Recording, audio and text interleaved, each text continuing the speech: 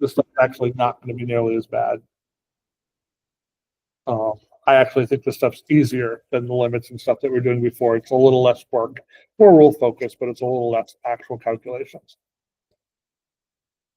Differentiation. All right, so you have two main things in calculus: differentiation and integration. Differentiation is Calc 1, integration is basically Calc 2. We'll do a little integration at the end just to basically introduce it for Calc 2. But differentiation is the ability to find the rate of change of any function. Okay, so we were doing it a little bit with the limits when we started doing the difference quotient, the f of x plus h minus f of x over h, that equation. The nice thing is we're now going to learn the rules, so we don't need to use the limit equations anymore. We can just do the rule. So let's look at the first problem.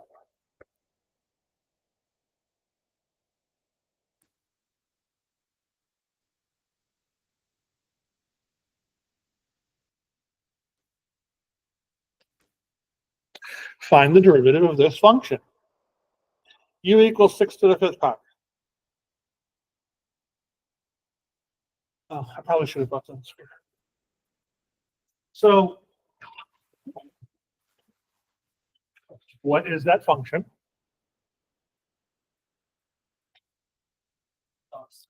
So it's a constant. Okay. So now differentiation tells me the slope, correct? What is the slope of a constant? 0. So the derivative of this is, let's do that.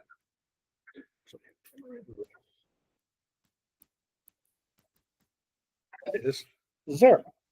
So you're going to see this written as a couple different ways. You'll see it as d over dx, or du over dx, or dy, or whatever it is. Those basically both mean the derivative in terms of that letter. So in this case, it's derivative in terms of x. No x in the problem because it's a constant. The derivative of every constant is 0. So it doesn't matter if there's an exponent up here or anything else. That right there is a constant. The derivative of it is 0, always. Okay? That is rule number 1. Actually, copy the rule so you can have the official rule.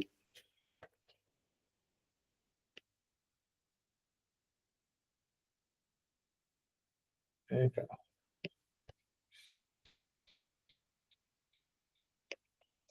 See, already easier than last class.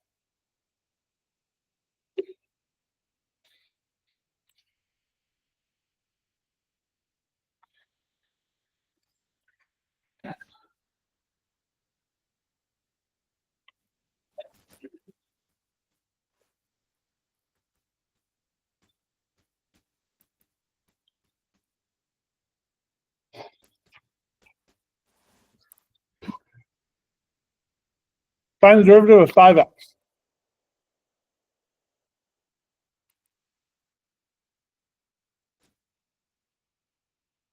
Yeah. Why?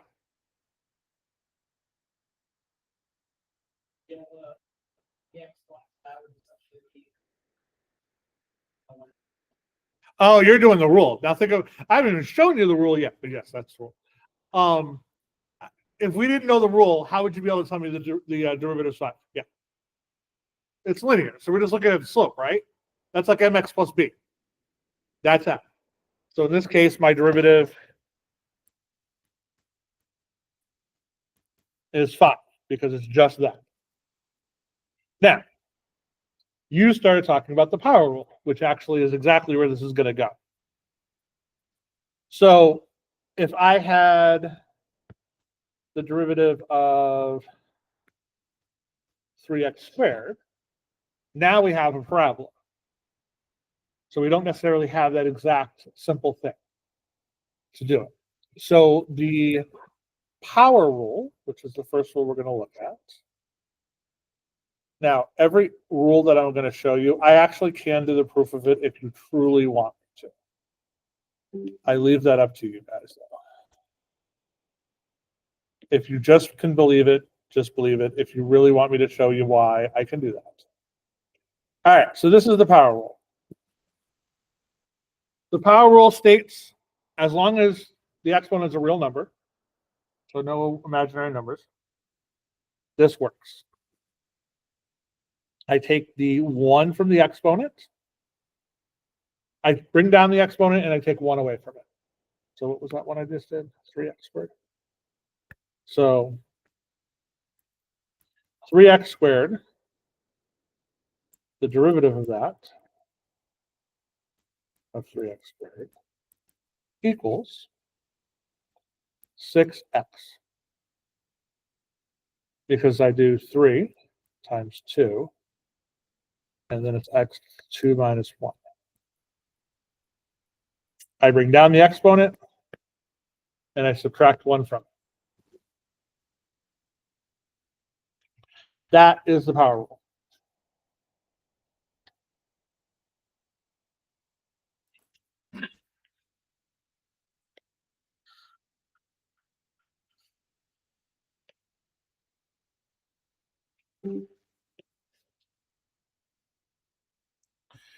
You are going to see 2 different types of notation in terms of derivatives and in later terms integration.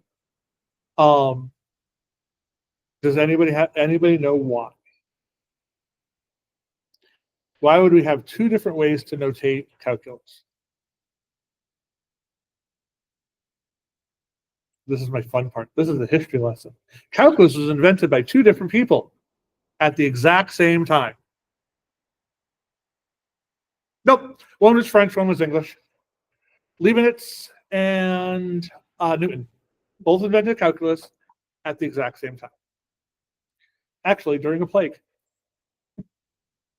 That was the whole joke during COVID. It's like, okay, Newton invented calculus. What did you do? So Newton and Leibniz actually both invented calculus at the same time. D over dx, that is typically known as the Leibniz notation. And the notation that we're going to see in this problem is what we typically see with Newtonian notation. You will see that little dot, or that little apostrophe. So it is f prime of x. That means the exact same thing. That means a derivative. Okay. So what is the derivative of 2x to the 9th power?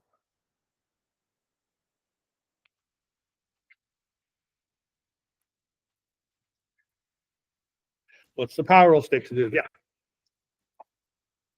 Good. Yep.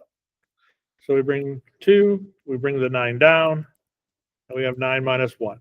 So it's 18 x to the 8th power. And that's the answer.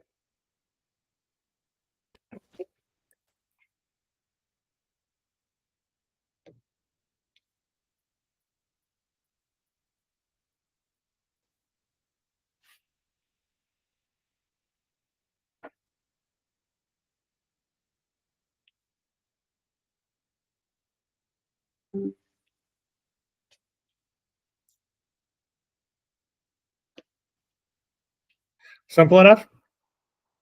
That's rule number 1.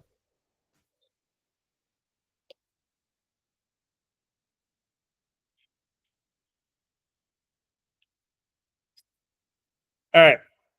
Just like limits, I can take derivatives and I can split them apart. So when we're doing sum or subtraction, I literally would do the derivative of each piece. So this part right here would be ddx of, or z, of z to the 3rd plus of e to the 3rd. That's how you do it. Do the derivative of each piece.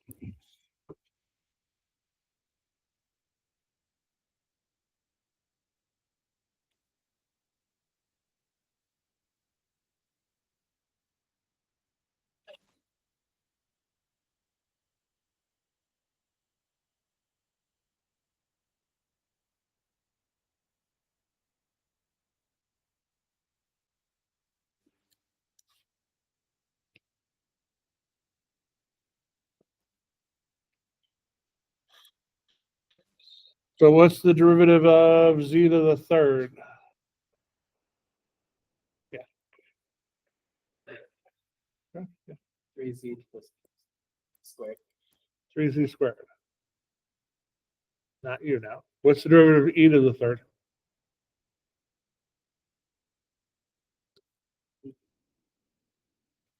So close. What's e? So it's the inverse of a natural log. But in terms of like calculations, e is a what? It's a constant. It's no different than pi. It's no different than 3. So e to the third is a constant. And what's the derivative of a constant? 0. So that's my answer. This piece disappears. So e eventually every Correct. Yep.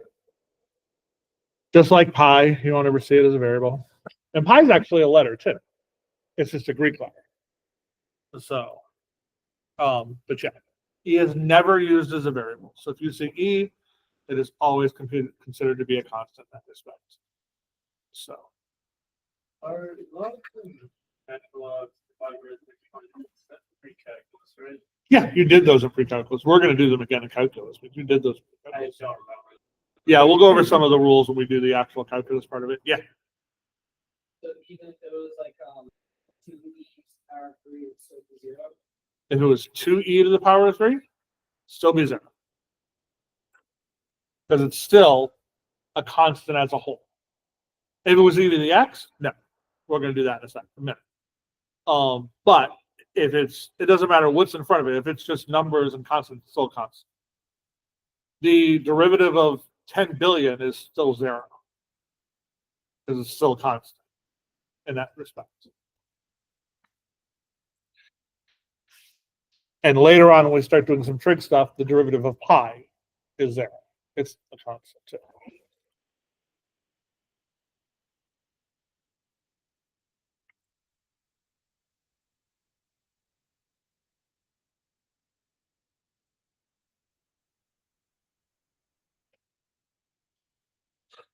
For this problem,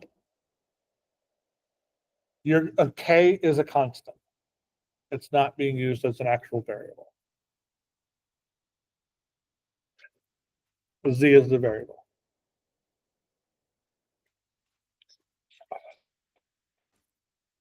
Let's do the easy part first. So we split it. We're doing the derivative of each piece.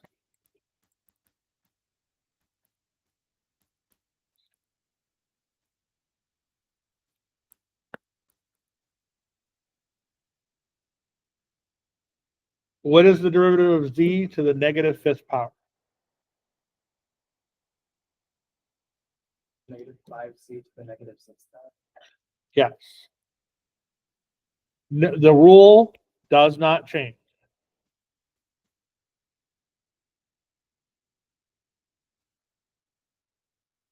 The rule says bring the exponent down, subtract 1 from the exponent. So we bring it down, negative 5 comes down. Negative 5 minus 1 is negative 6, not negative 4.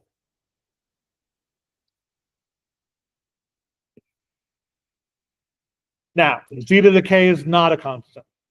Z is a variable. So it's still a power rule. We're going to do the exact same thing to it. The only difference is we're not going to have a number. We bring down the k, and we subtract 1 from the exponent. And that's how you'd write it. They want you to write it basically like you would have done the actual rule.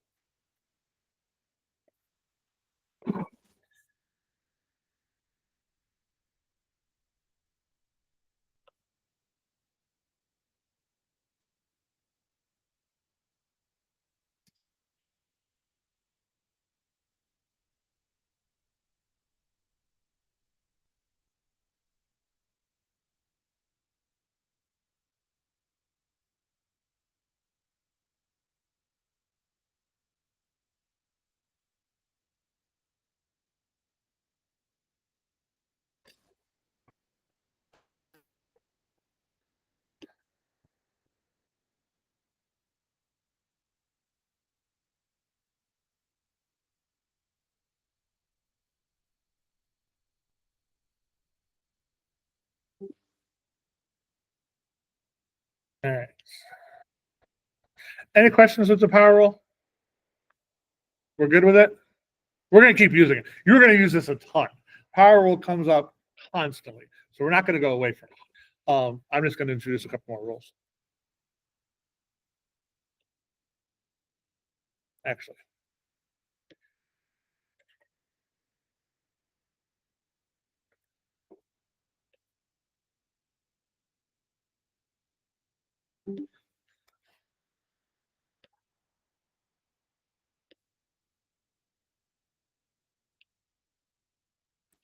The derivative of e to the x is e to the x.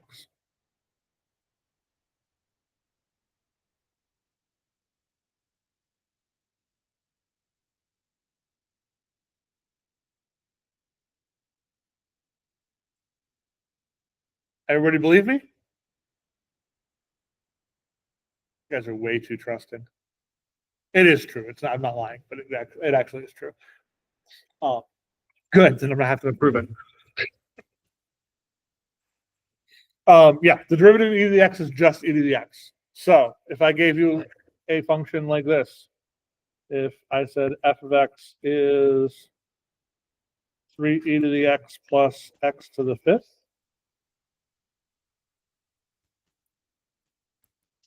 the derivative of this would be 3e to the x plus 5x to the fourth. The e to the x doesn't change. Just stays there.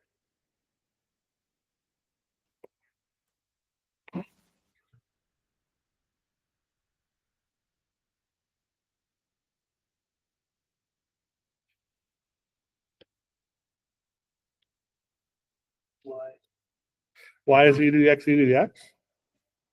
Oh, now you had to ask the stupid why question. I'm just kidding. It's okay. I already had it. I already have it, so I can copy it down.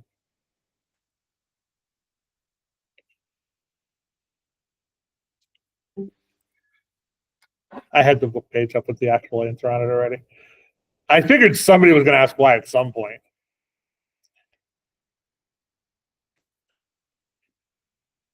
It's about as big as I can make it. No, I'm language. Oh, okay. I'm going to explain it. That's fine. So remember, that's the difference function that we were doing before? The limit as f of x plus h, that thing we did with the limits. So that's the difference function. So I would replace the x with whatever it is there. So they're using b's instead of e's for a reason, because this works technically for any exponential function, not just e to the x. So I have b to the x plus h minus b to the x. Now, remember your exponent rules. If I have an addition in the exponent, I can split that, because multiplication of like bases, you add their exponents. So b to the x plus h is the same thing as saying b to the x times b to the h. Everybody remember that? Vaguely from your exponent rules? Okay. I now have b to the x in both of them, right? So I can pull that out. I can factor it out. So I factor out b to the x. Since my b to the x doesn't have any h's in it anymore, I literally can just take it out. Because the h has nothing to do with that. So now I'm left with this. Okay. That actually is the definition of the derivative. That's f of prime of 0. That's the derivative as it goes to 0. So, next stage. This makes sense? Or you understand where this came from, at least each of the steps? Okay. So there's a whole bunch of calculations on here, but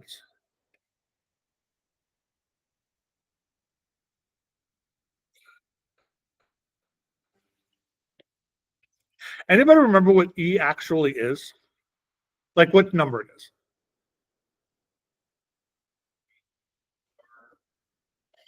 Yeah, it's like 2.718. It keeps going. So it's somewhere between 2 and 3.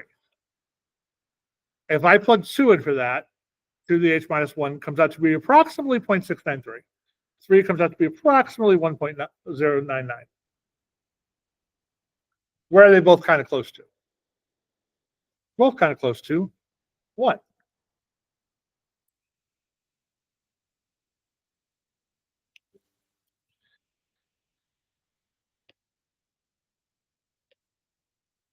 Stay.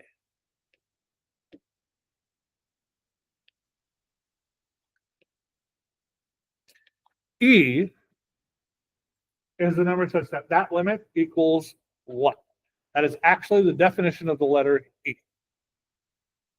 So whatever number for E would make that equal to 1, which happens to be 2.718. That keeps going. So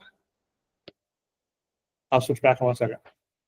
If that's 1, that's just e to the x. That's where that came from. Because that other limit part that I would pull out equals 1. So that's e to the x equals e to the x. Now, that is the only one that works out that way. The other limits, the other ones we'll have to actually do a little bit more work for, and we'll come up with the rule for them a little bit later. So, but e to the x is special. E to the x is just e to the x, which is nice, actually. That's very helpful going forward because e is one of those numbers that comes up a lot in physics and stuff like that. So the derivative of it making life easy is a good thing.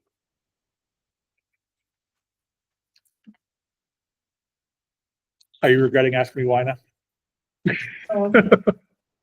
You're welcome. All right.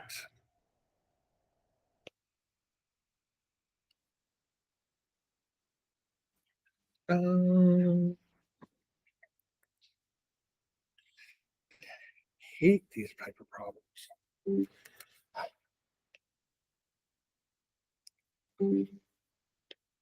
I will say, Alex actually did like the program pick harder style problems, which isn't necessarily a bad thing, but they add letters in there which are kind of make confusing. Again, so one of the things that I actually, the easiest way to tell you this is for your sanity. That's the only letter you're looking at. If there's any other letters there, assume they are constants. Okay, so in this problem, I'm only looking at t as a variable. Okay, everything else, so that k is a constant. The e, I know is a constant.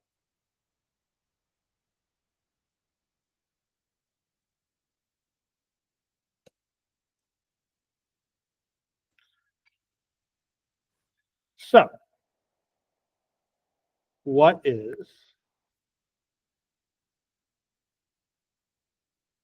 the derivative of t squared? Yep, 2t.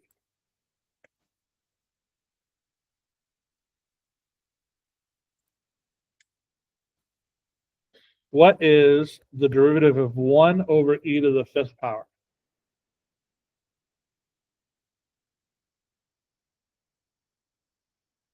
You're thinking too hard. 0. It's a constant. There's no t in that problem anywhere. 0.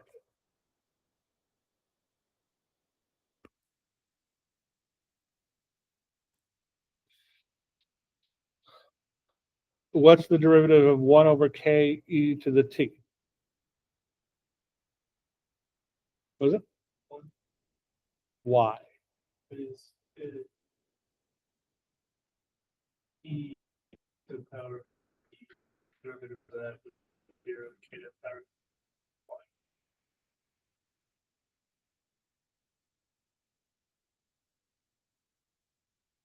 Is that the wrong process? Oh, I was literally trying to process what you're saying. Okay, e to the t is not in the power of k. That's actually separated. Oh, That's multiplied. Okay. So yeah, that's multiplied. Actually, that would have, what you did wouldn't have worked because at that point I have the t in there. We would have had to do a lot more math at that point. But yeah, it's actually So 1 over k is no different than saying 3 e to the t. Like, it's just a constant. So you're literally just going to put down 1 over k here as the constant. And then what's the derivative of e to the t? E to the t. So that actually just stays.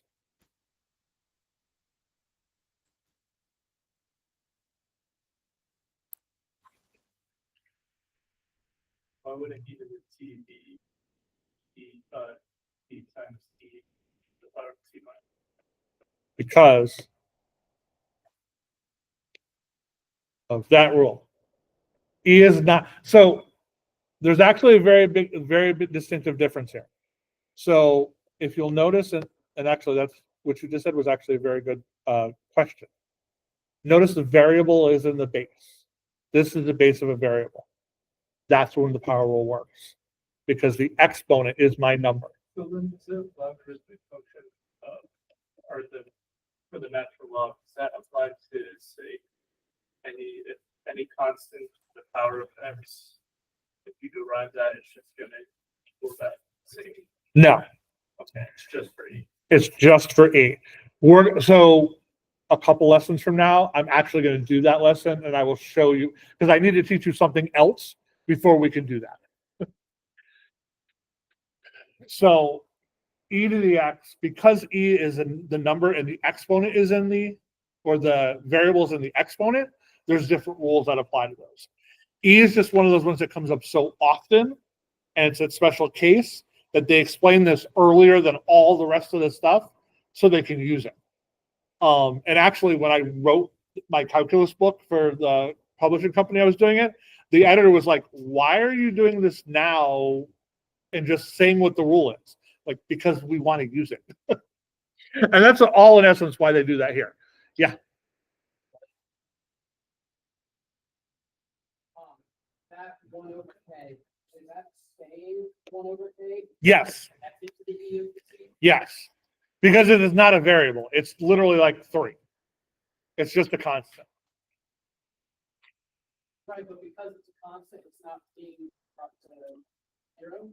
Because I'm not splitting up the actual. So think about the power rule when I do 5x. What was the derivative of 5x? 5. Not 0.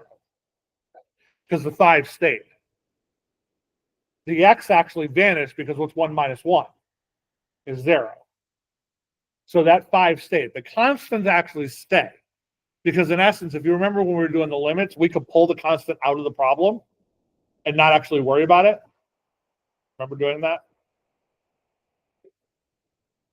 So one of the rules that we had with the constants, hold on, I will get the rule. So because it's connected to the if the t, we're able to just pull out the side. Yes. Yes. I'm looking for the rule. One second. I'm spam scrolling back in the book.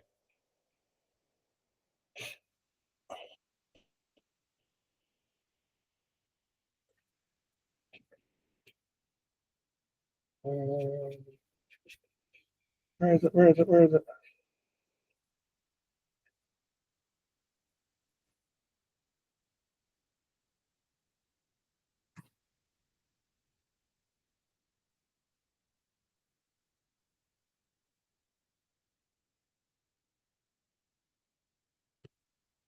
Ah, here it is. So these were the limit rules. And the limit rules relate back to the derivative rules because that's where they were coming from. So if you notice, these two are which will allow us to split up the derivatives by addition and subtraction.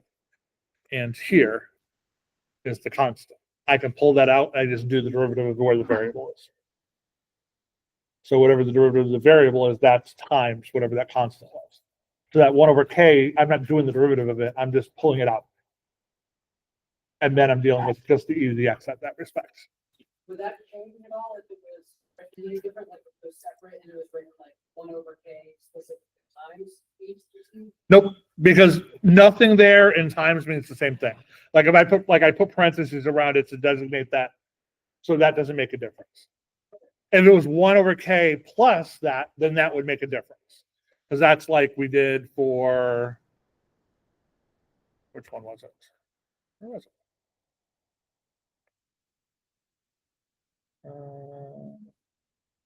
Like that's how we got rid of that one.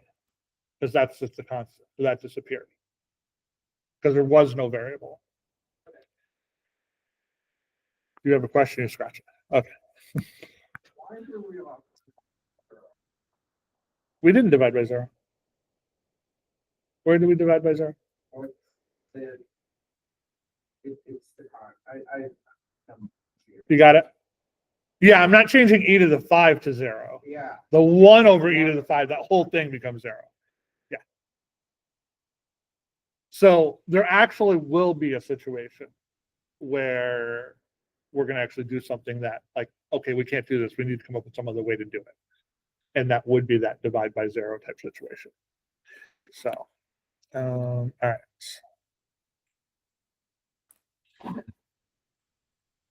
Let's do this one.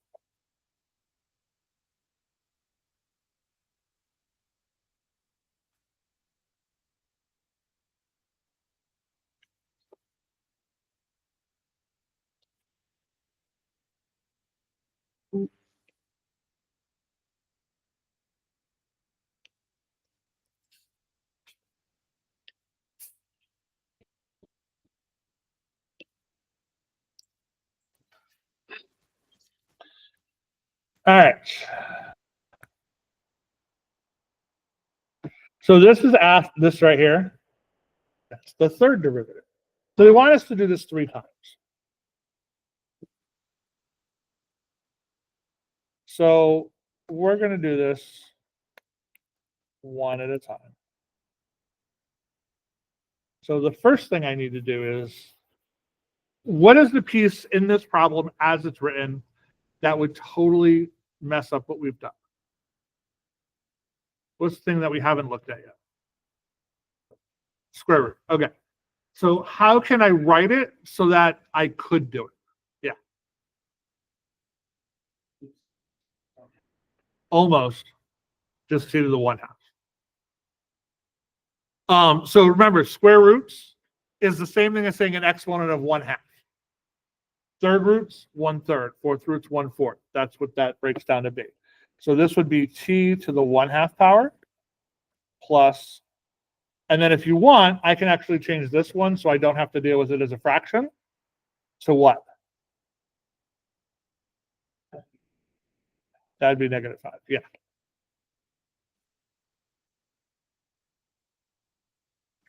Now, we're just going to do the power rules over and over again.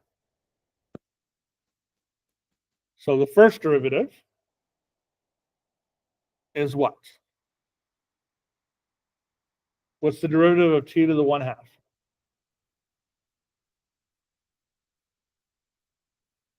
Huh? What's -1/2? Okay. Is there anything in front of it? Yeah. So it becomes 1/2 t to the -1/2.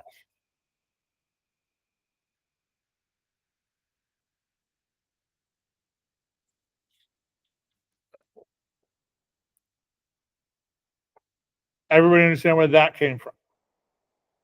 Okay. What about t to the -5th? -5. Yes. Good.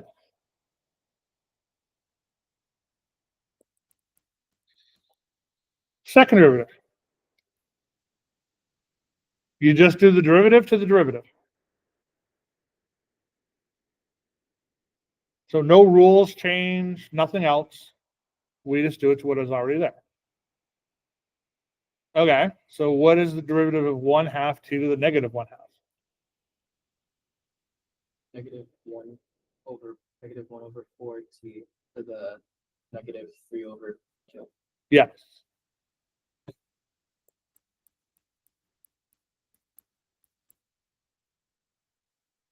Sorry, you have to work with fractions. So we have 1/2 times -1/2, which is -1/4. And then we have 1/2 or -1/2 minus 1, which is -3/2. Don't ever write a mixed number. You will not, it will totally screw you up later on. Leave them as improper fractions. Use Desmos if you have to practice to work with your fractions. That's fine. All right, what about the -5t to the -6th?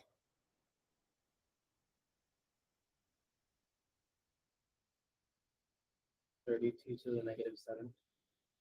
Positive 30t to the -7th.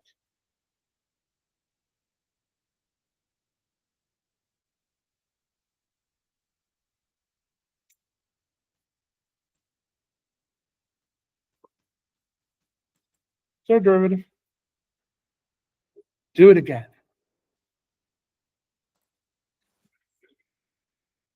So if you're not good with fractions,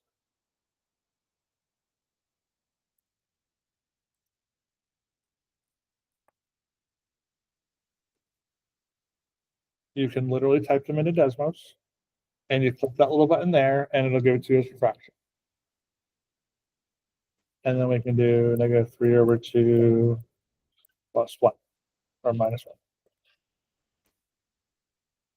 So you can use Desmos to do your fractions. So I have positive 3/8 t to the -5/2.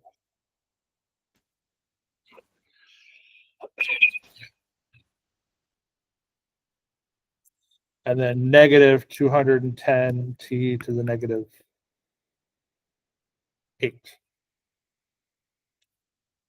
And that's my answer.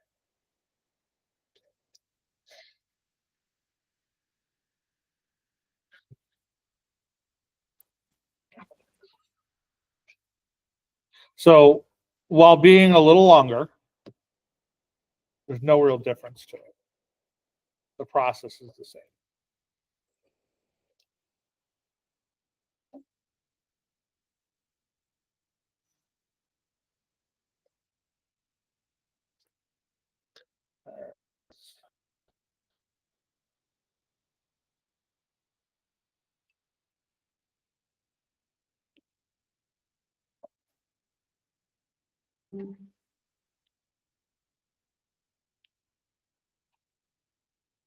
All right, there are 2 applications of this that Alex had you work that are topics.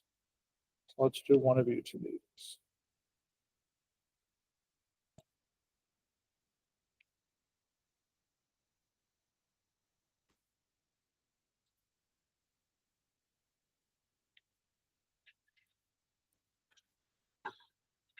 All right.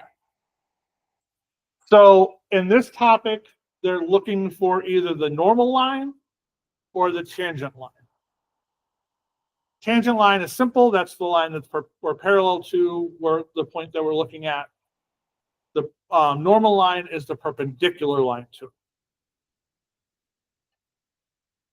So the very first step we have to do before we can even do this is we need to find 1, the point, and 2, the slope. The slope is the derivative. The point, we're just going to plug into the problem. So I have y equals x to the third plus 2x. And we're looking at it when x equals 1. So what's the y value? Plug in 1.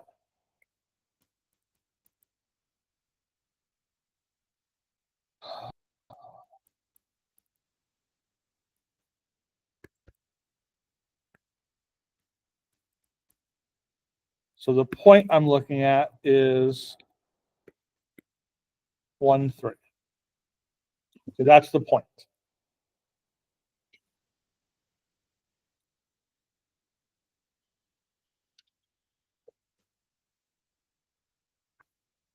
So to write an equation, I need to find point and I need to find slope.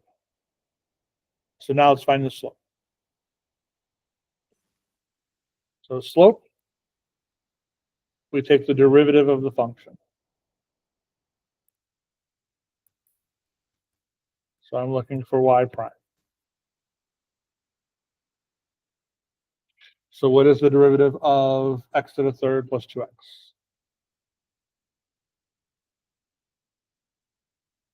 Three x squared. That's it.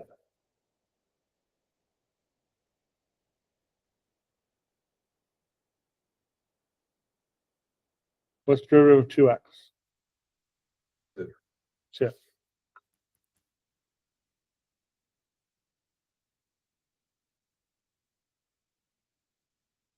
And now we plug in the 1.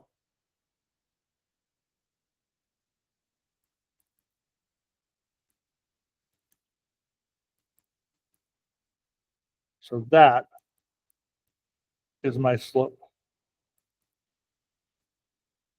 of the tangent line.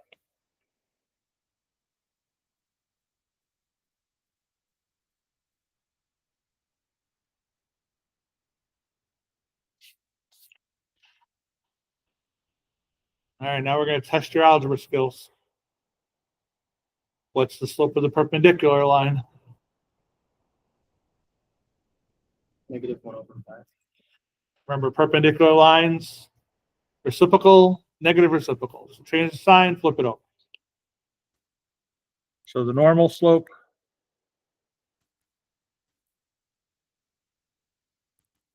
is negative 1/5.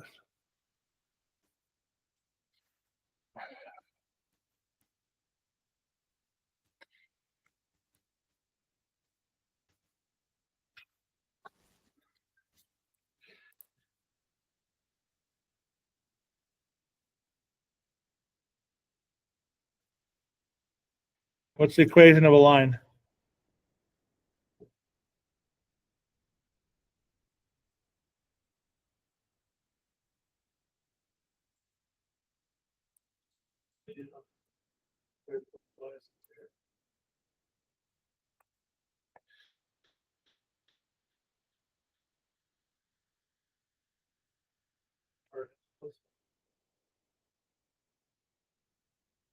Not the equation of a line.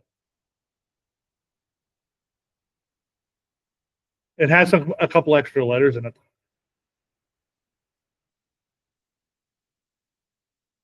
Y equals mx plus b. Right, remember? Yeah, say that. Slope intercept. No, that's a slope intercept. So it is. That is the equation of a line. It is the slope intercept form of the equation of a line, which works. However, it actually makes your life more complicated in this problem because you're typically not going to have the y-intercept.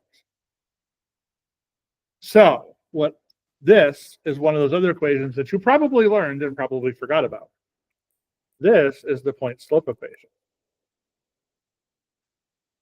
Y minus y1 equals mx minus x1.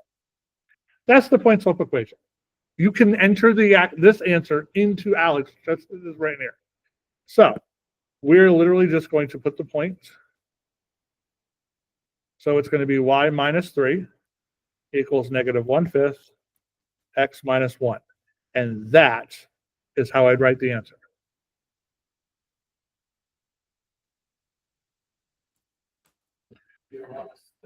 You don't have to. So don't, because it's just going to add more options for you to screw things up, especially with fractions. So you do not have to change it to the point slope or the slope intercept form. Okay? And to show you that, here's the problem, and that's how I type the answer. So Alex will take the answer just like that. Okay? You do not have to change it into slope intercept form.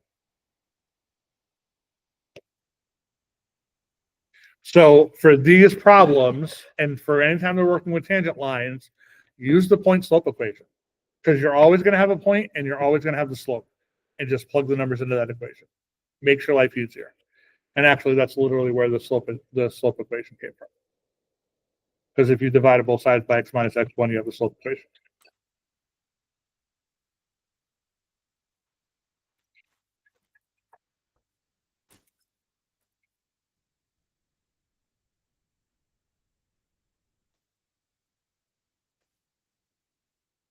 other application problem they have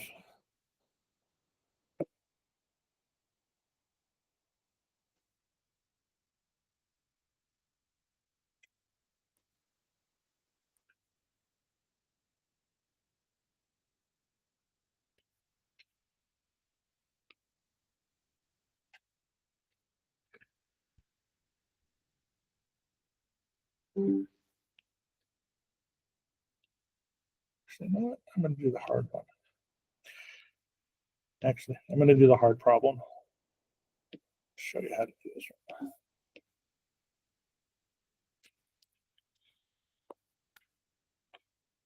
So this is the other application problem that you're going to do.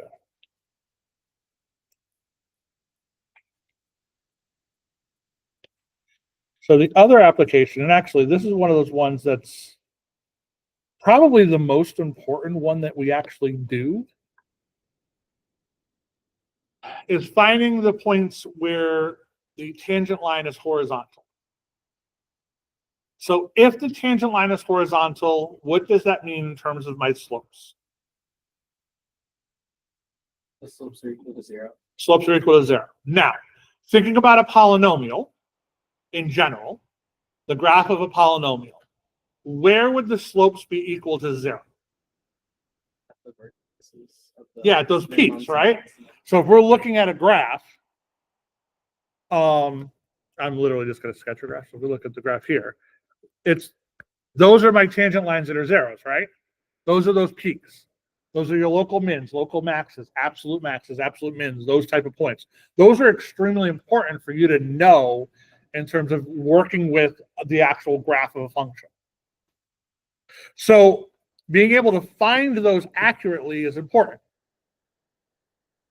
Now, if you're looking at a graph, those are not necessarily the easiest things in the world to find. But we have a lot of rules in place and everything else to be able to find where things are 0. So if I take the derivative of this function and set it equal to 0, I can find those points real easy. It's where it crosses the x-axis. I'm done. Makes your life a lot simpler to find them. If it's a quadratic, we have the quadratic formula. We have factoring. You can find the exact values of those mathematically. So let's look at this problem here. Step 1, find the derivative.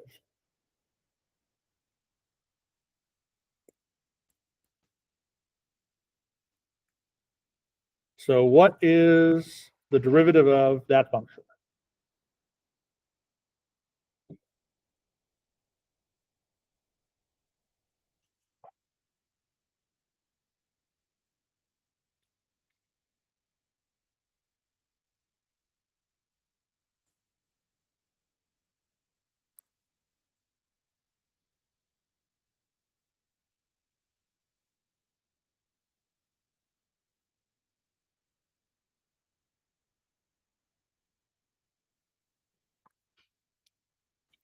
Well, what did we do to the first one?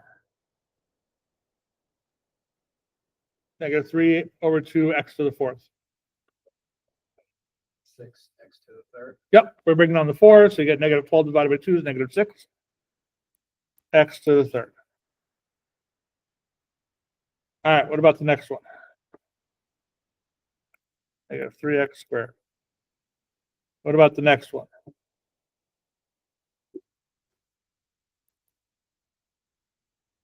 All right, what about the next one? What about the next one? 0. Comes to 0 because it doesn't have an x by it. Correct. Yeah, it's a constant. There's no variable, it's a constant, it goes away. And even though the linear one, while the x goes away, it's going away because that exponent's a 1. So you bring down the 1, it's still 27. 1 minus 1 is 0, so that's why it goes away, but the constant stays. All right. So how do we solve this?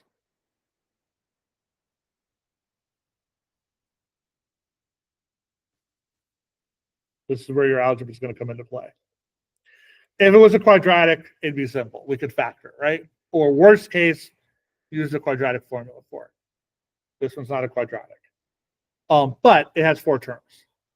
Whenever you have 4 terms, look and see if you can split it down the middle and break it apart. It's called factor by grouping. Can I pull out something out of the front ones? What's the same in both those? I'm going to pull the negative out too. So I'm left with x plus 1.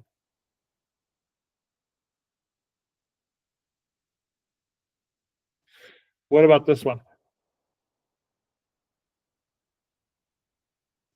I can pull out a 27. Oh, shoot, I forgot something. That's a 2x squared, sorry. 2x plus 1.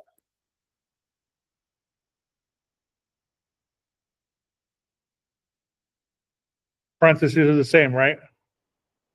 So I have 2x plus 1, negative 3x squared plus 27.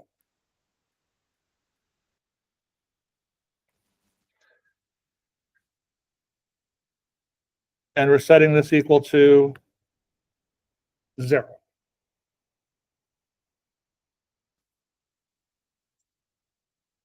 They want for this problem exact values, which means you can't just plug this in a calculator and get a decimal. If they come out to be whole numbers, great. But if they don't, then you're going to have to break things up. So 2x plus 1 equals 0. So x equals negative 1/2.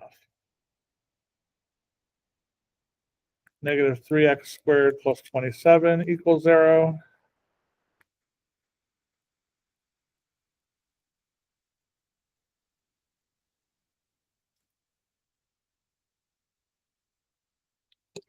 What's x equal?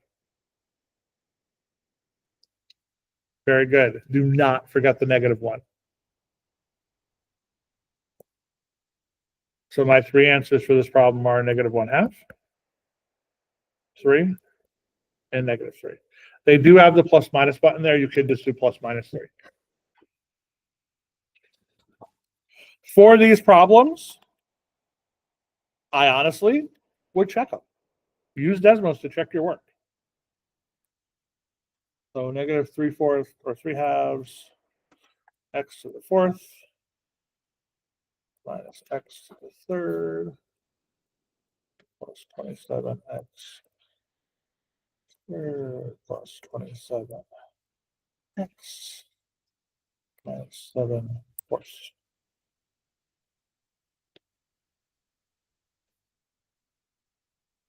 So looking at Desmos here, that's a min right there, negative 1/2. We got that one. That one's at negative 3. And that one's at 3. So I hit all my marks. Those all came out to be whole numbers. It worked out nice. So you would have been able to get them that way, but they don't always work out nice. You could have easily gotten a square root of 2 and everything else in there, so the decimal wouldn't have worked. But you would have been able to use this to at least check your work to make sure you were getting it right. Okay? That's not cheating. You've done the work. You're using it to check to make sure you've done it correctly so you don't get them wrong 4 and 5 times and really struggle in Alex. I don't want you struggling in Alex. I want you to be able to understand it and move on. All right?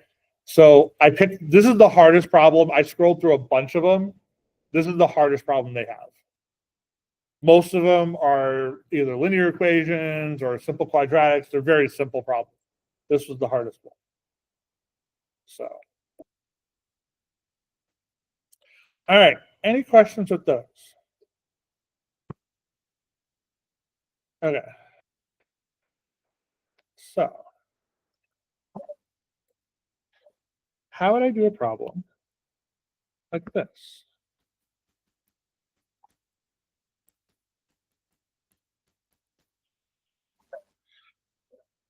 Oh, I do have to change the screen. You're right. How would I do a problem like this?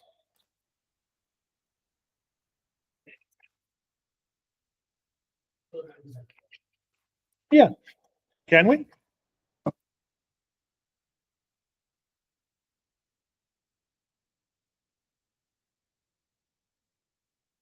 you saw this problem, how would you go about doing it?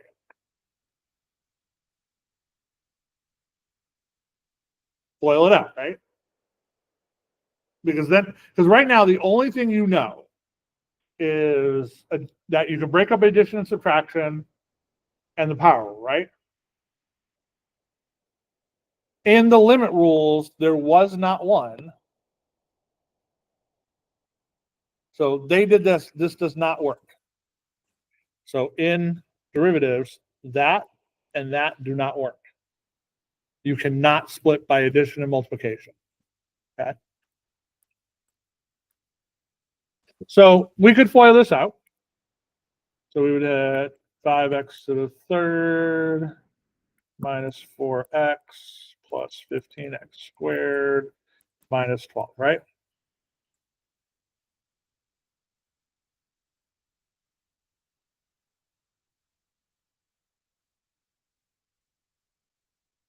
And then we can do the derivative of it.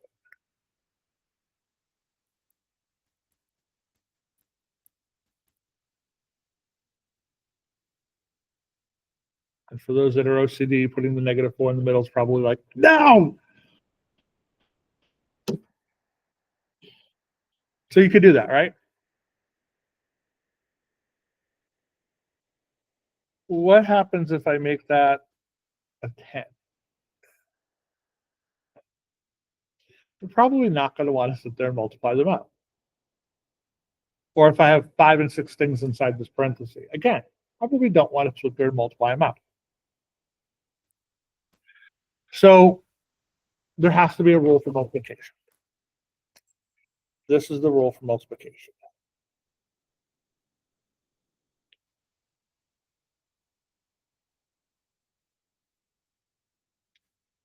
Actually, I don't like the rule for multiplication. I'm right.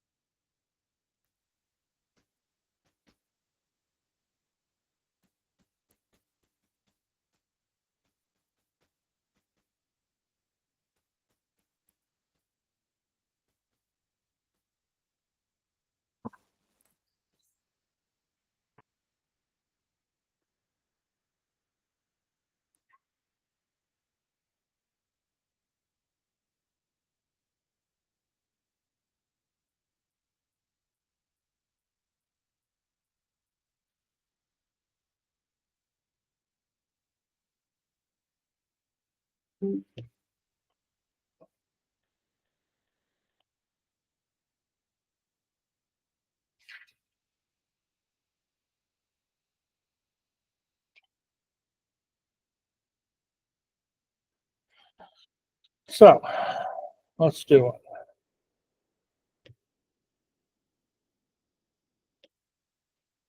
They really like T's and Alex.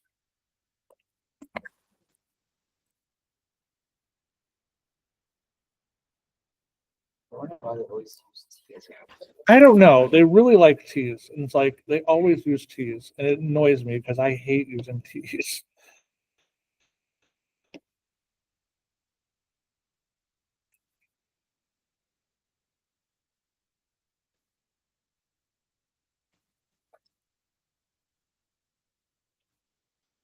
All right. So what this rule says is when you have the multiplication of two functions, which is what we have here, we need to split them apart and do the pieces. So we have t plus 2. What's the derivative of t plus 2? 1, because the derivative of t is 1, and the derivative of 2 is 0. So the derivative is 1. And then we do the other one.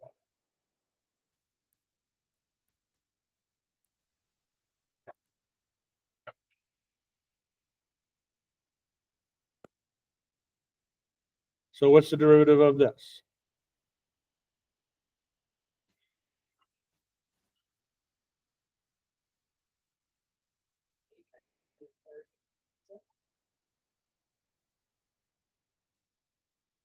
Yes. Yeah, you're fine. I knew exactly what you were saying. And I almost wrote the X's either way because, like I said, I hate doing these. Yeah, 8t to the third plus 6t. Any questions on either of those? All that was the power rule, right? That's what we've been doing all along. Now, let's use this rule. So we're going to use this rule that's up here.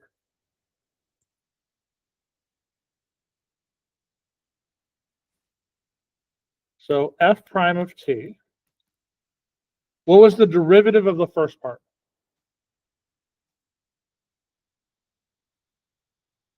So what? Times the second part.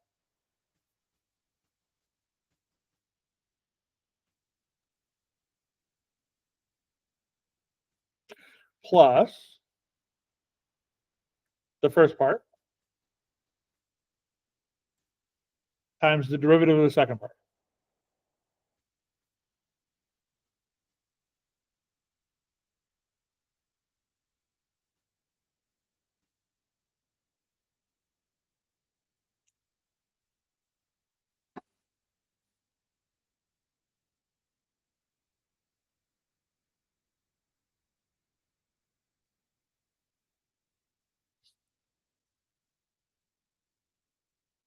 You do not have to multiply this out.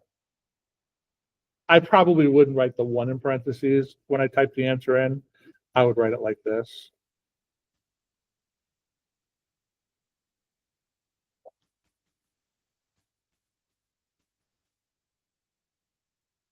I just write it like that.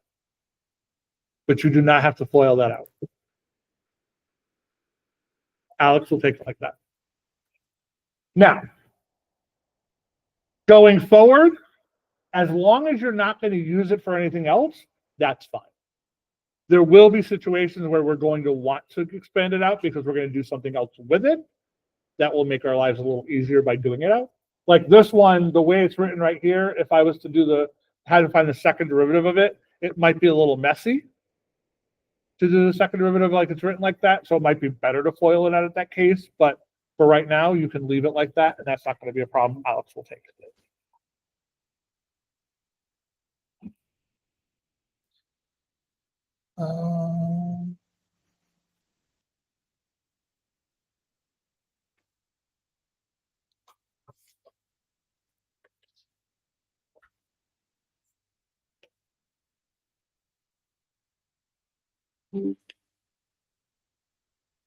Let's do this one.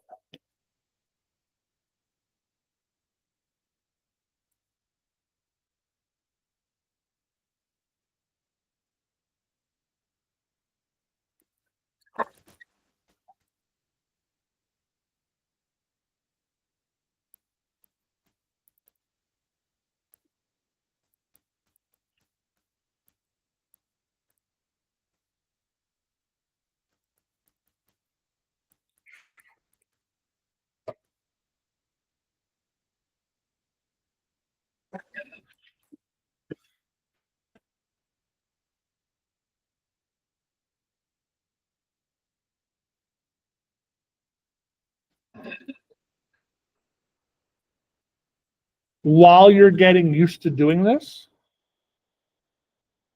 I would not try to do a bunch of stuff in your head. Okay? Because while this one's not overly complicated once you get used to doing them, there's a lot of little places that you can make mistakes. So I would get into the habit of actually doing the derivative of each piece, writing them down, and then plugging them into the actual formula. So for like this one, I have e to the x. So the d dx of that goes to e to the x. I have 9x to the 1/2 minus 2x squared, which goes to 9 over 2x to the negative 1/2 minus 4x.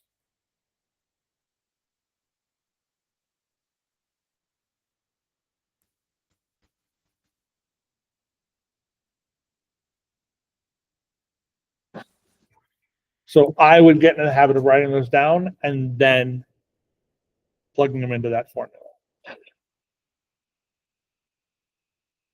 So g prime of x, it's the derivative of the first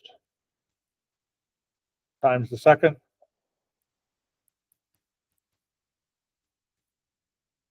plus the first times the derivative of the second.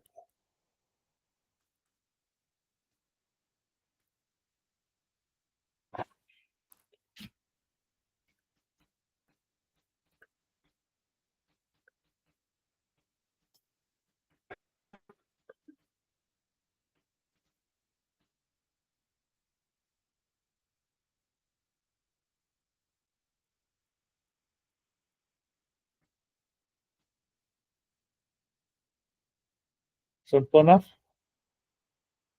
That's how you do multiplication.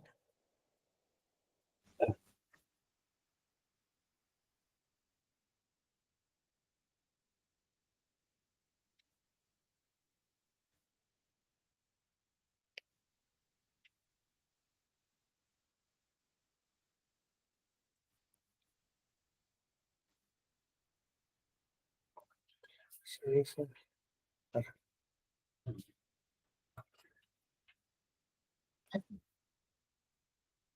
Yeah. This doesn't have a letter in it. And it's not cheap.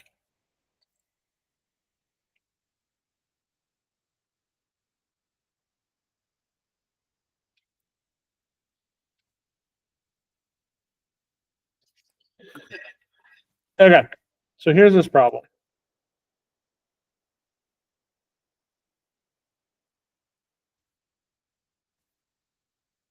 You do not have a rule yet that allows you to do something that has an exponent outside of the parentheses.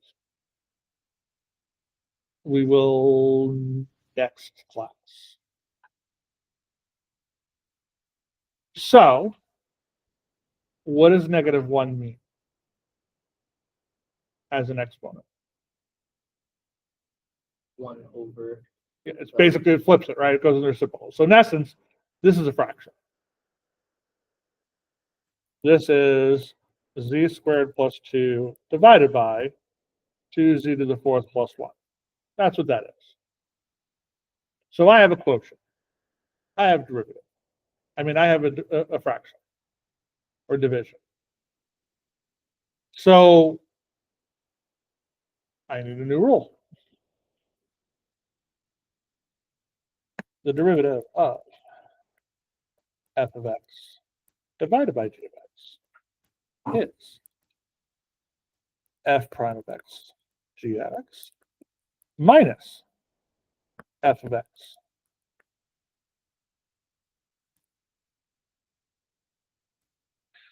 g prime of x. You'll notice it's basically the exact same as the product rule, except there's a minus in it. Same order and everything else, except it's a minus. The only difference is it's over gx squared.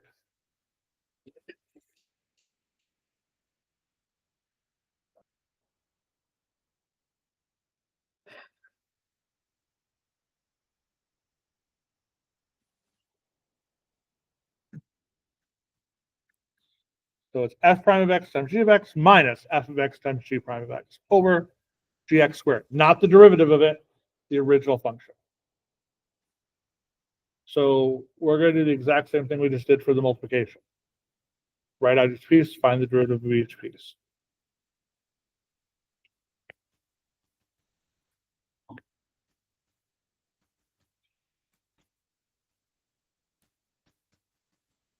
So what's the derivative of z squared plus 2? What's the derivative of 2z to the 4th plus 1?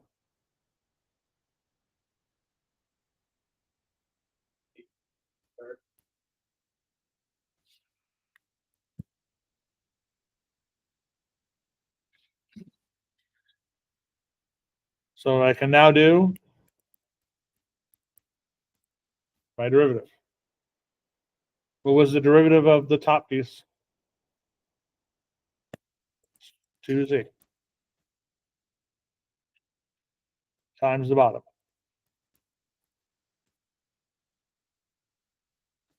minus the top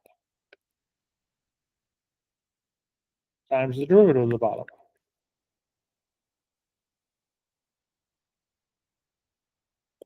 All over.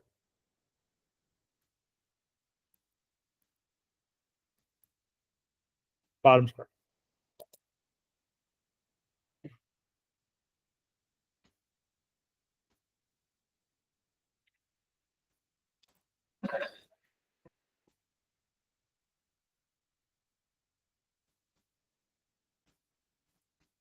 Simple enough?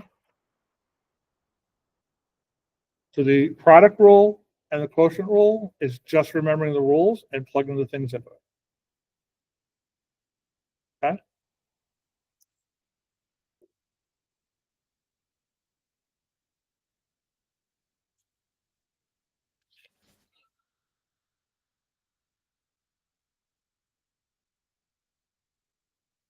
All right.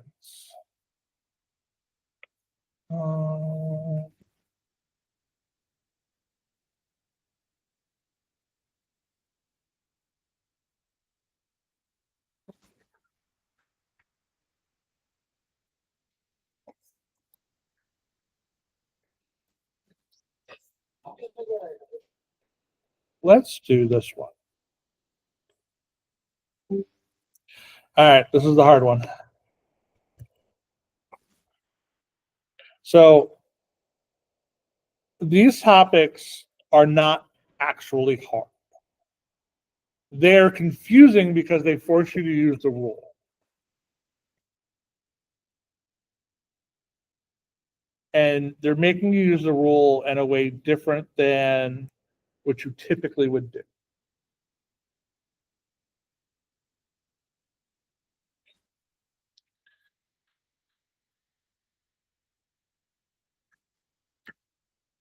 So h of x is my what rule? Quotient. Quotient. So the quotient rule was f prime of x, g of x, minus f of x, g prime of x, over g of x squared, right? That was the quotient rule.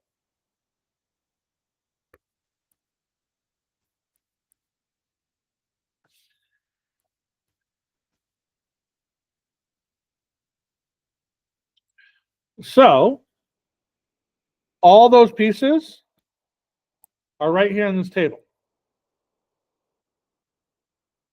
What's f prime of 7? What's g of 7? Yes. Would it be flipped because h of x has the f of x on the denominator? Yes.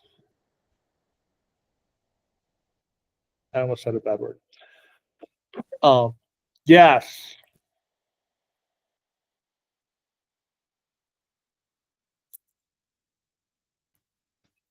Good catch. Bad Alex.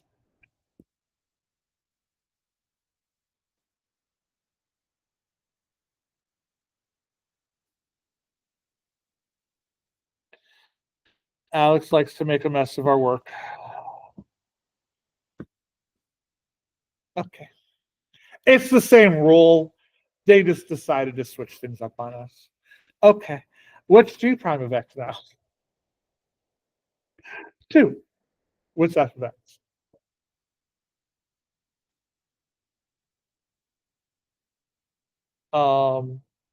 What's g of x? And then f prime of x is 3 all over -7 squared.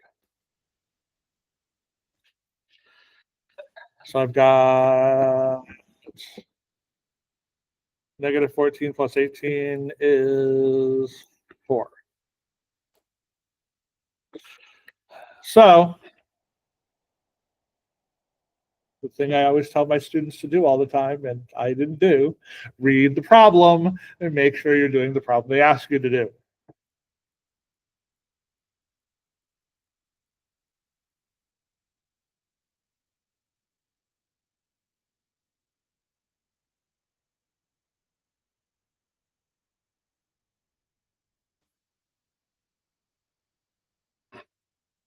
All right. W of x, or w prime of 7. Now this one, is there any multiplication in it? There's a constant, but the constants don't matter. We can just put the constant outside, right? Is there any division in this one? Nope. So it is 5 times the derivative of f of x, which is 3, plus 2 times 2, or 19.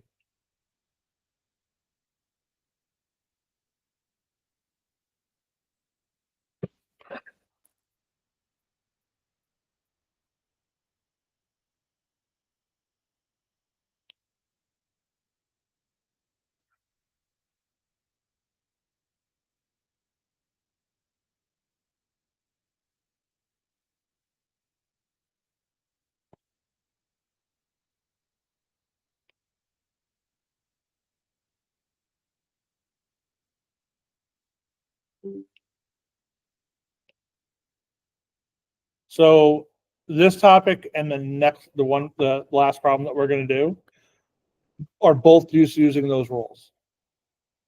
All right, to make sure you understand how the rules work instead of just plugging and chugging, basically.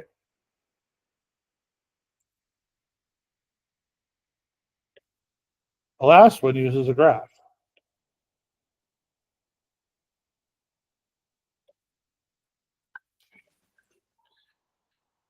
Good, they put it in the right order this time. So u of x is f of x, g of x. So that means u prime of x is f prime of x, g of x, plus f of x, g prime of x. Just the product rule, right? So I need to find each of those 4 things at 5. So I need to find f of 5, f prime of 5, g of 5, and g prime of 5. So f is the red one, g is the blue one. What is f of 5? That's right there, right? So what's f of 5? -3. -3. What's g of 5? Is 1. Okay. What is f prime of 5? So the only reason we can figure this out is because it's a line. Otherwise, we'd have to do some work. So since it's a linear equation, basically there, we can find our slope because the slope is consistent. So what is the slope on that portion of the line? We went up by 2 and over by 1, 2, 3, 4. So 2 over 4 or 1/2. And what's the slope on g prime, or what's the g prime of 5? 1.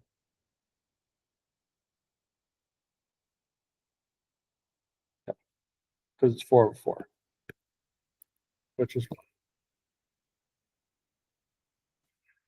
So now I can find u prime of 5.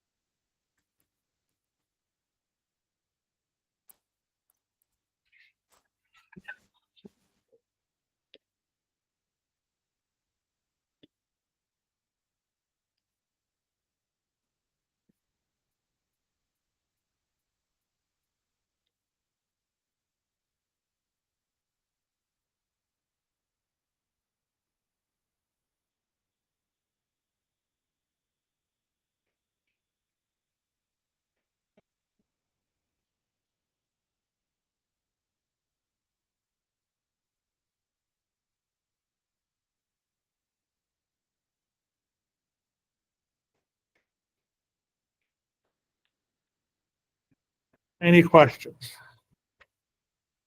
So we've seen 3 rules. So this way you have all the rules. Having the rules is important.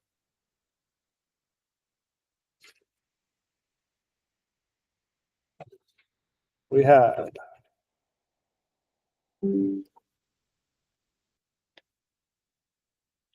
these are the rules we did today. Like that one?